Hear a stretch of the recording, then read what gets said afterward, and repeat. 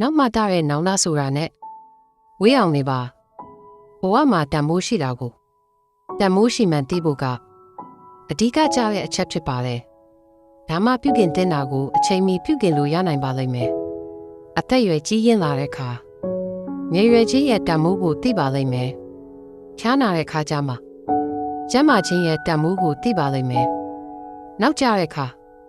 အချိန်ရဲ့တန်မိုးကိုသိပါလိမ့်မယ်ကြက်တဲလာတဲ့အခါငွေရဲ့တန်မိုးကိုသိပါလိမ့်မယ်ဝေးကွာတဲ့အခါ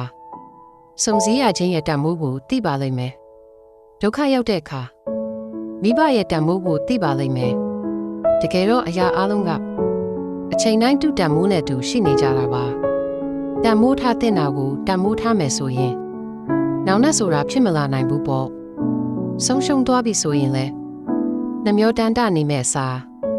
ကြံရှိနေသေးတဲ့အရာတွေကိုတန်မိုးထားတတ်ဖို့လိုပါတယ်ဘဝမှာတန်မိုးရှိတဲ့အချိန်ကိုတန်မိုးရှိတဲ့နေရာတွေမှာကုန်ဆုံးခဲ့မယ်ဆိုရင်နောင်တဆိုတာတည့်ရဲ့အဝေးမှာပဲနေနိုင်ပါလိမ့်မယ်မိတ်ဆွေ